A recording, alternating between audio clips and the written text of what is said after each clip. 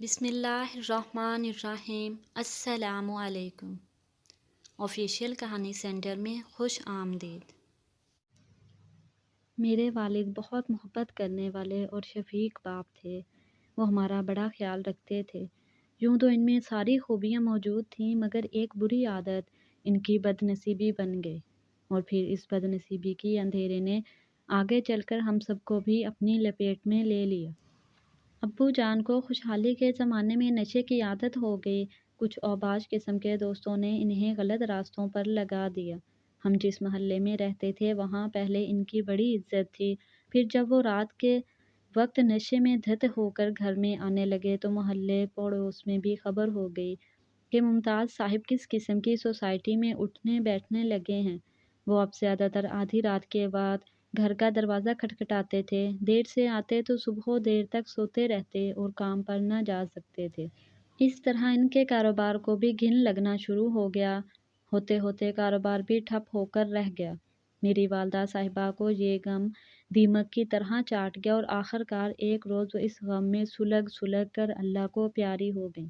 مشکل وقت میں کوئی ساتھ نہیں دیتا، ہم پر بھی مشکل وقت آن پڑا تھا۔ شاید امی کی نصیب کی وجہ سے خوشحالی تھی، ان کے فوت ہونے کے بعد غربت نے ہمارا گھر دیکھ لیا تھا۔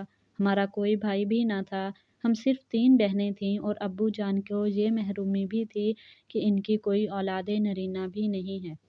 جب امی فوت ہوئیں تو ابو جوان تھے، ان کی عمر ایسی تھی کہ چاہتے تو شادی کر سکتے تھے، مگر انہوں نے دوسری شادی نہ کی۔ ایک تو ہماری مالی حالت خراب ہو چکی تھی، دوسری وجہ یہ تھی کہ انہیں ہم تینوں بہنوں سے بڑی محبت تھی۔ وہ نہیں چاہتے تھے کہ سوتیلی ماں ہمیں آ کر اپنے ستم کا نشانہ بنے۔ ان دنوں میری عمر 14 سال ہوگی، میں میٹرک میں پڑھ رہی تھی۔ کوثر مجھ سے 2 سال چھوٹی تھی، اور کلثوم یعنی سب سے چھوٹی بہن ابھی صرف 10 سال کی تھی۔ مجھ پر بڑی ذمہ داری آ گئی، گھر کا کام کاج اور پھر ابو کی دلجوئی، کیونکہ وہ بہت پریشان رہنے لگے تھے۔ ہماری بھی ابھی انہیں فکر تھی، اور کاروباری پریشانی نے بھی انہیں گھیر لیا تھا۔ امی کی وفات کا صدمہ بھی کچھ کم نہ تھا، ان کا گھر اجڑ کر رہ گیا تھا، اوپر سے برے دوستوں نے جو لتیں انہیں چمٹا دی تھیں وہ بھی ان کا خون چوس رہی تھیں۔ شام ہوتی تو انہیں چکر سے آنے لگتے، نشہ نہ ملتا تو ہر ایک سے لڑتے اور الجھتے۔ محلے والوں کی نظر میں ان کی عزت اور وقار ختم ہو چکا تھا۔ محلے دار کہتے تھے کہ اس شخص کے گھر میں بن ماں کی بچیاں ہیں، اس کو اب اپنا کردار صحیح کر لینا چاہیے۔ محلے والوں کا اعتراض بھی درست تھا۔ اس اعتراض میں جو صاحب پیش تھے ان کا نام مجید احمد تھا۔ مجید صاحب پہلے کبھی اچھے دنوں میں میرے ابو کے دوست ہوا کرتے تھے، لیکن جب میرے والد برے راستوں کے مسافر ہو گئے تو وہ ان سے کھینچ گئے۔ 2-4 بار ابا جان کو سمجھایا، مگر ابا جان کو تو دولت کا نشہ تھا، تب وہ کسی کی نہ سنتے تھے۔ الٹا مجید صاحب الجھ پڑے، کہہ دیا کہ میں اچھا برا خوب سمجھتا ہوں، مجھ کو نصیحتیں کرنے کی ضرورت نہیں ہے، آئندہ مجھ کو اس بارے میں کچھ مت کہنا۔ اس تلخ کلامی کے بعد مجید صاحب نے ابا جان سے قطع تعلق کر لیا۔ اب محلے بھر میں جو مخالف گروپ ابا جان کے خلاف صف آ رہا تھے، مجید صاحب اس گروپ کے سرکردہ لیڈر بنے ہوئے تھے۔ وہی اپنے گھر میں محلے والوں کو اکٹھا کر کے کہتے کہ وقار صاحب کو اب اس محلے سے نکالنا چاہیے، کیونکہ ان کا اخلاق خراب ہے، جس سے محلے پر برا اثر پڑتا ہے۔ ہم اگر کرائے کے مکان میں رہ رہے ہوتے تو یقیناً اس روز کی چک چک اور بک بک سے مکان بدل لیتے، مگر ہمارا گھر ذاتی تھا، ہم کیسے اس کو چھوڑ کر کہیں اور چلے جاتے۔ ابا جان نے یہ مکان اچھے دنوں میں بہت شوق اور لگن سے بنوایا تھا۔ انہی دنوں جب ابا جان کے خلاف سارا محلہ متحد ہو گیا تو وہ بیمار ہو گئے۔ ان پھیپھڑوں پر نشے نے برا اثر ڈالا تھا۔ انہیں اسپتال میں داخل کرایا، مگر ان کے پھیپھڑے ختم ہو چکے تھے، وہ جاں بر نہ ہو سکے، اور امی کے انتقال کے 5ویں سال وہ بھی ہمیں اس دنیا میں ٹھوکریں کھانے کو تنہا چھوڑ گئے۔ میں BA پاس کر چکی تھی، کوثر FA کے دوسرے سال میں تھی، اور کلثوم میٹرک میں۔ ہم تینوں بہنیں تنہا رہ گئیں۔ امی جان فوت ہوئیں تو باپ کا آسرا تو تھا، اب ایسا محسوس ہوتا تھا جیسے سر پر چھت بھی باقی نہ رہی ہو۔ کچھ دن تو ہم نے رونے دھونے میں مشغول رہے، مگر کب تک، جبکہ روزمرہ کا خرچہ گھر میں موجود نہ تھا۔ ہم زیادہ دیر تک سوگ کیسے مناتے، دال روٹی کی فکر تھی۔ ابا جان نے صرف ایک مکان ہی چھوڑا تھا جس میں ہم رہ رہے تھے۔ باقی جو کچھ تھا وہ رفتہ رفتہ بکتا گیا اور آخر میں کچھ بھی باقی نہ بچا۔ تو ابا جان بھی ہم سے منہ موڑ کر چلتے بنے۔ اب اس سب سے بڑا مسئلہ میرے لیے نوکری کی تلاش تھی، کیونکہ اب میں ہی اپنے کنبے کی سربراہ تھی۔ صبح سویرے ڈگریوں والا لفافہ ہاتھ میں مضبوطی سے پکڑ کر گھر سے نکلتی، دفتروں کی خاک چھان کر دوپہر کے بعد منہ لٹکا کر گھر واپس آ جاتی۔ کوئی جان پہچان نہ تھی، نہ سفارش، اور اس کے بنا نوکری نہیں مل سکتی تھی۔ ادھر گھر میں یہ حال تھا کہ ایک وقت کا چولہا جلانا بھی محال تھا۔ کچھ دن تو دور نزدیک کے رشتہ داروں نے ساتھ دیا، پھر انہوں نے بھی ہمیں ہمارے حال پر ہی چھوڑ دیا۔ ایک روز میں ڈگریوں والا لفافہ ہاتھ میں لیے مایوس اور تھکے ہوئے قدموں سے گھر لوٹ رہی تھی کہ محلے کے ایک اوباش نوجوان نے مجھ پر فکرے کسے۔ میں نے اس کی جانب دیکھا بھی نہیں کہ برے آدمی کے منہ کیا لگنا، البتہ اس روز میرا کلیجہ کٹ گیا۔ بھوک سے پیٹ میں ویسے ہی مروڑ اٹھ رہے تھے۔ اس بے بودا شخص کے الفاظ نے جلتی پر تیل کا کام کیا۔ آنکھوں سے بے تحاشا آنسو بہنے لگے اور میں روتی ہوئی گھر آ گئی۔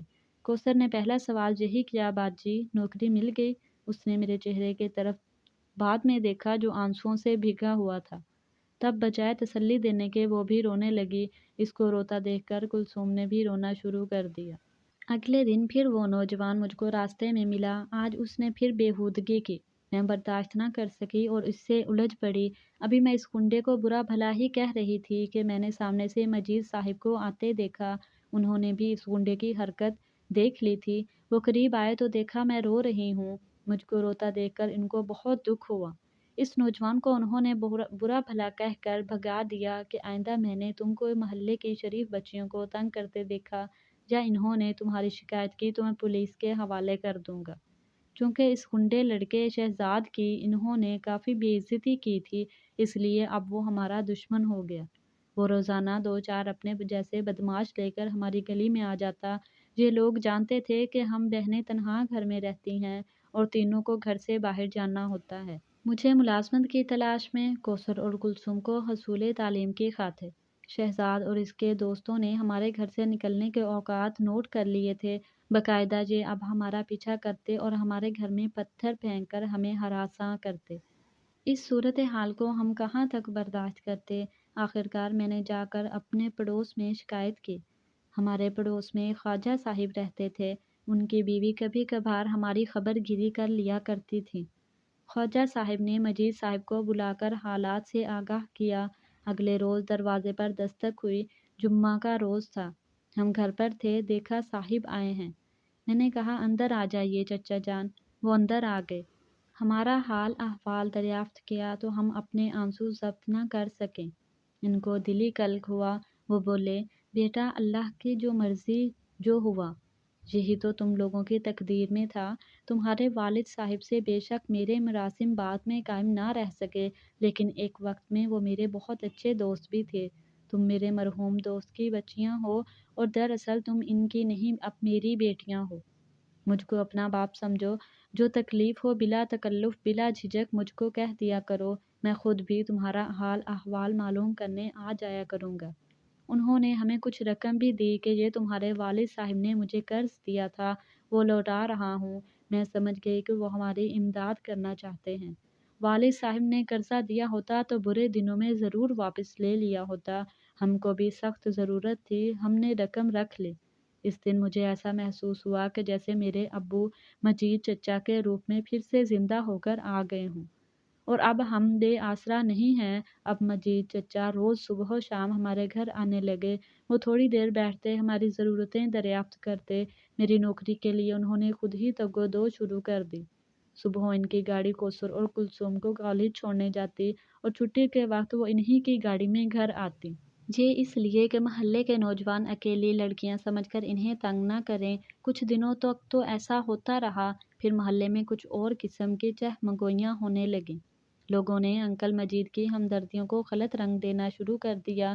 اب انہوں نے آپس میں میٹنگز شروع کر دیں کہ مجید صاحب کو روکنا چاہیے کہ لڑکیاں اکیلی رہتی ہیں، اس کا ان یتیم بچیوں سے اس قدر الطافات ٹھیک نہیں، زمانہ خراب ہے۔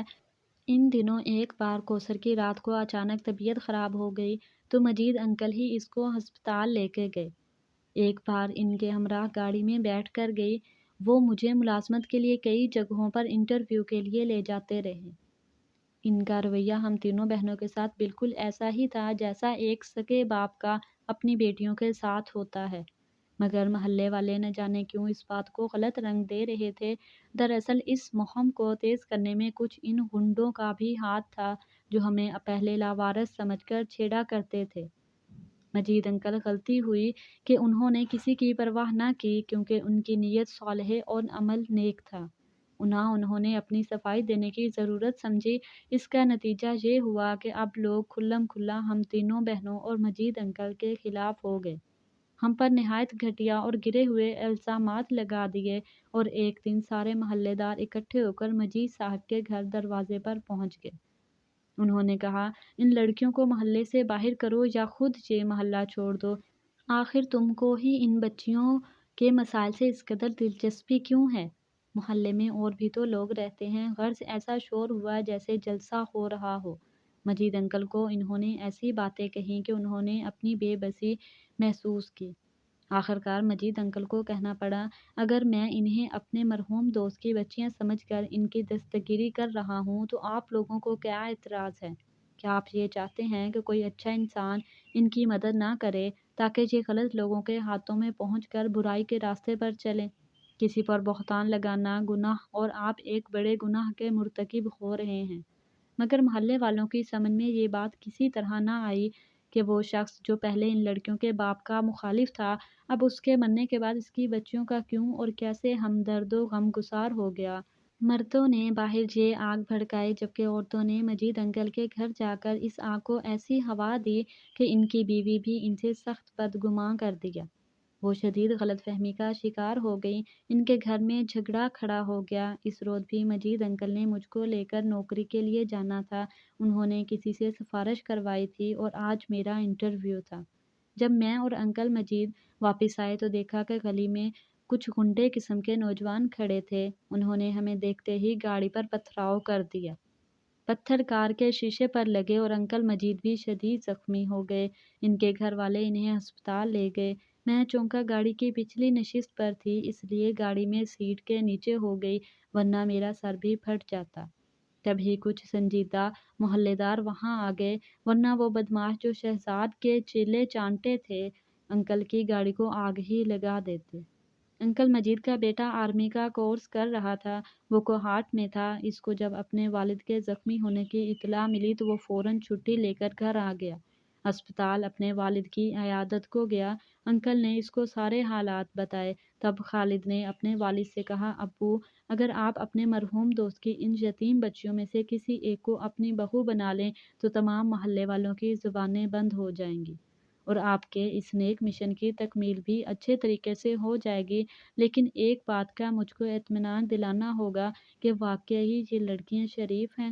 انکل مجید نے کہا، بالکل، یہ شریف بچیاں ہیں، تمہاری بہنوں اور بیٹیوں کی طرح۔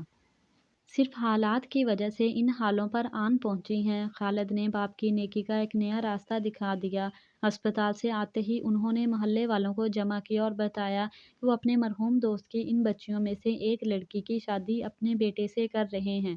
فی الحال منگنی کی رسم ہوگی، جب وہ ٹریننگ مکمل کر لے گا تو شادی ہو جائے گی۔ بتائیے، کیا اب بھی آپ کو اعتراض ہے؟ محلے داروں نے یک زباں ہو کر کہا، نہیں، بالکل نہیں، مگر اب ہمیں ساری بات سمجھ آ گئی۔ آپ نے ہمیں پہلے ہی بتا دیا ہوتا کہ آپ ان بچیوں سے اپنے بیٹوں کے رشتے کرنا چاہتے ہیں تو اتنی باتیں ہم نہ کرتے۔ ہم بھی کہتے تھے بلا مطلب تو کوئی کسی کی مدد نہیں کرتا، آپ کیسے کر رہے ہیں؟ آخر مطلب ظاہر ہو گیا نا۔ تاہم خیر ہوئی کہ مطلب خیر کا تھا اور لوگ مطمئن ہو کر اپنے اپنے گھروں کو چل دیے۔ میں سوچتی ہوں کہ اگر خالد بھی اپنے والد کی طرح اچھا انسان نہ ہوتا تو ہمارا کیا ہوتا۔ بعد میں اس نے اپنی ماں کو بھی راضی کر لیا اور ان کی غلط فہمی دور ہو گئی۔ میری منجلی بہن کوثر کی شادی خالد سے ہوئی کیونکہ وہی اس کے جوڑ کی تھی۔ میری شادی بعد میں انکل نے اپنے ایک دوست کے بیٹے سے کروا دی۔ آج میں اور کوثر اپنے اپنے گھروں میں بہت خوش ہیں۔ کلثوم شادی پر راضی نہ تھی، وہ میڈیکل جوائن کرنا چاہتی تھی، وہ تھی بھی بہت محنتی، لہٰذا اس کو انکل مجید نے میڈیکل میں داخلہ دلوا دیا۔ آج وہ ڈاکٹر ہے۔ آج میں سوچتی ہوں کہ ہمارے معاشرے میں بے سہارا اور یتیم لڑکیوں کا کوئی مستقبل نہیں۔ ہمیں بھی اگر انکل مجید جیسے مضبوط ارادے والے انسان کا سہارا نہ ملتا تو نہ جانے ہماری زندگی کی کشتیاں کن گردابوں کے نظر ہو چکی ہوتی۔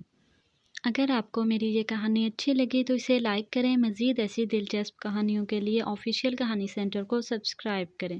ملتے ہیں نیکسٹ ویڈیو میں، تب تک کے لیے اللہ حافظ۔ اگر آپ کو میری یہ کہانی اچھی لگی تو اسے لائک کریں۔ مزید ایسی دلچسپ کہانیوں کے لیے آفیشیل کہانی سینٹر کو سبسکرائب کریں۔ ملتے ہیں نیکسٹ ویڈیو میں، تب تک کے لیے اللہ حافظ۔